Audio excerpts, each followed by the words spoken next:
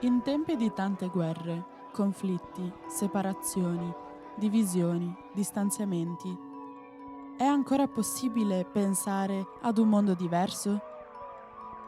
C'è una via d'uscita?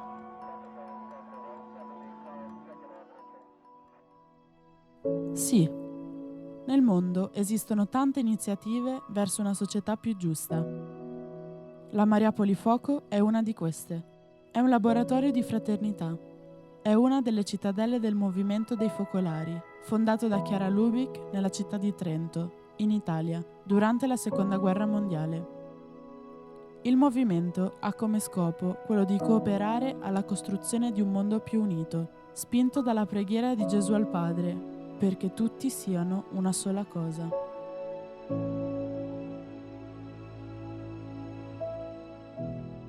Ma com'è nata la Mariapoli Foco? Venite che ve lo raccontiamo. Nel 1980 Chiara Lubich cercava un posto che potesse ospitare il secondo anno della scuola di formazione dei focolarini e delle focolarine.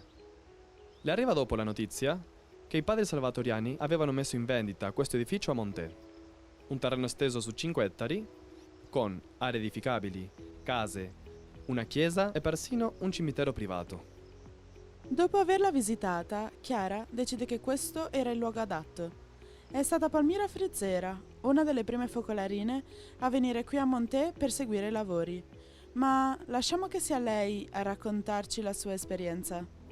Era il maggio dell'81. Prima di partire, l'Oreste e la Gis parlano con Chiara e con Don Foresi. L'Oreste per ultimo parla con Chiara e Chiara gli chiede: ma la Palmira ci morde, ci capisce un po' nella ristrutturazione di una casa così grande? E l'Oreste: e come, Chiara? E Chiara: allora dille che si fermi. E così le faremo avere le sue cose. E così mi sono fermata.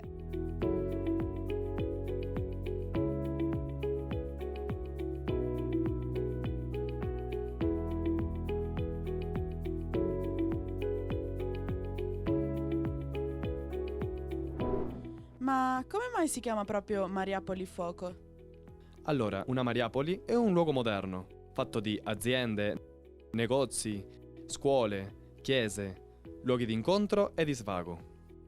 Prego? È un centro cosmopolita, dove le distinzioni non vengono annullate. Queste distinzioni di cultura, tradizione, anche di religione, ma vengono valorizzate e vissute in un arricchimento reciproco. Chiara stessa ha deciso di chiamarla Mariapoli Foco affidandola ad Igino Giordani, che dal cielo l'avrebbe protetta, poiché sulla terra impersonava per il movimento dei focolari l'ecumenismo. Igino Giordani, o Foco, cofondatore del movimento, è stato un giornalista e politico italiano. È stata una persona di grande importanza nel cristianesimo del XX secolo. Ma perché è stata messa proprio qui la statua di Foco? Come vediamo, questa è l'entrata principale della cittadella e accoglie quindi chiunque entri dalla porta. Infatti, annualmente, varie persone visitano la cittadella: gruppi giovanili, gruppi parrocchiali, gruppi scolastici, ma anche famiglie e tanti altri, che vengono a vivere per qualche ora o per qualche giorno un'esperienza di fraternità insieme agli abitanti della cittadella.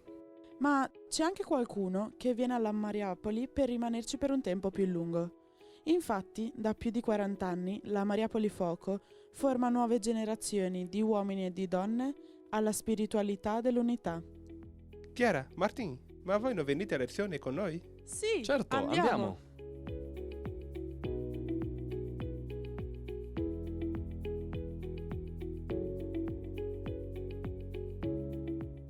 Una scuola di vita che accoglie giovani di tutto il mondo per fare un'esperienza di fraternità 24 ore su 24.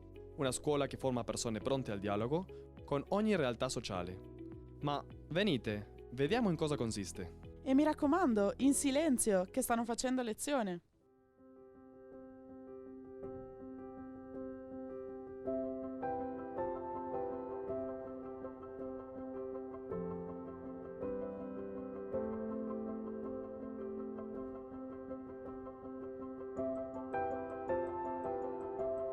Anche il lavoro è componente fondamentale della formazione dei giovani alla Mariapoli Foco, sia nelle aziende localizzate nei dintorni della cittadella, oppure nei vari servizi di gestione e manutenzione del centro. Questa è una scuola fatta non solo di lezioni, ma soprattutto di convivenza interculturale, intergenerazionale, ecumenica e interreligiosa.